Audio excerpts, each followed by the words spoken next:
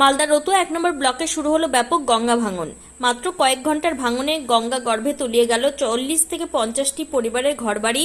চোখের সামনে ঘরবাড়ি সহ সর্বস্ব নদীগর্ভে বিলীন হয়ে যাওয়ায় চরম অসহায় পরিস্থিতিতে পড়ে সরকারি উদাসীনতায় একরাশ ক্ষোভ উগরে দিলেন ভাঙন দুর্গতরা।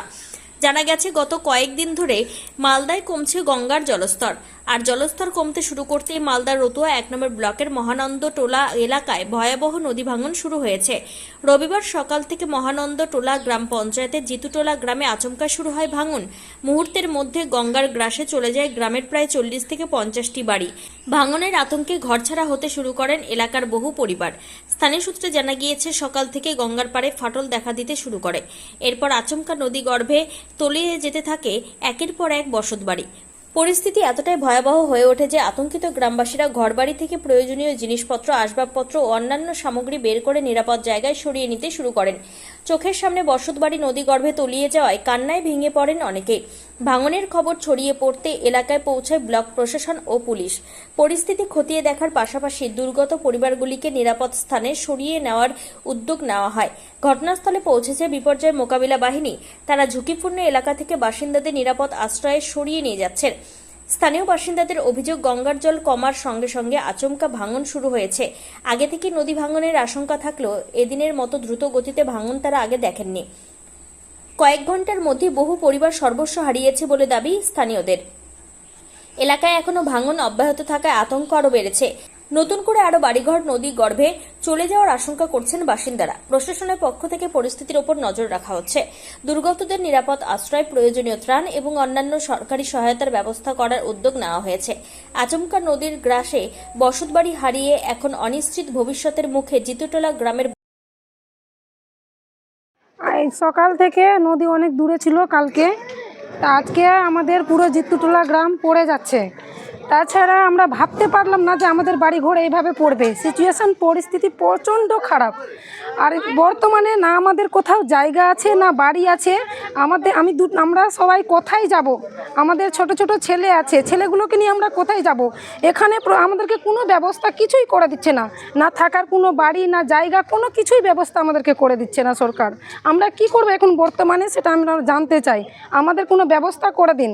আমাদের জায়গা বাড়ি সব পড়ে গেল, আমাদের জায়গা বাড়ির ব্যবস্থা করে দিন, তাকে আমরা দুটো বাচ্চা নিয়ে কোথাও থাকতে পারি, ছেলেগুলোকে নিয়ে ভালো করে থাকতে পারি। আমরা বাড়ি থেকে সামানও বের করতে পারিনি, আমাদের বাড়িঘর সব নদীতে পড়ে গেল। এখন আমাদের কাছে কিছুই নাই। আমরা কি করে কোথায় থাকবো বলেন? কোথায় থাকবো? আপনারা চুপ করে বসে আছেন, কিছুই করছেন না। প্রত্যেকবার বলেই যাচ্ছেন করব বলে, তাছাড়া আপনারা কিছুই করছেন না। এইভাবে যে আমাদের সব কিছু চলে গেল, আমরা এখন কি করি বলেন? আমাদের ব্যবস্থা করে দেন। আমরা জায়গা বাড়ি চাই। সর্বপ্রথম বলে দিচ্ছি, আমাদেরকে জায়গা দিতে হবে। আমরা এখন কি করব? কোথায় যাব বলেন? আমাদের কোনো কিছুই নাই। কি নাম আপনার? সুপ্রিয়া স্বর্ণকার। বাড়ি? বাড়ি তো নদীতে পড়ে গেল। কোন গ্রামে ছিল বাড়ি? এটাই জিতুটোলা গ্রাম। বলেন। খুব এইটাই আছে, আগে থেকে কেউ ব্যবস্থা করলো না। যে আসছে সে দেখে চলে যাচ্ছে। কেউ মানে বলছে না, খালি বলছে এই বেঁধে দিব, এই বেঁধে দিব, এই করে দিব।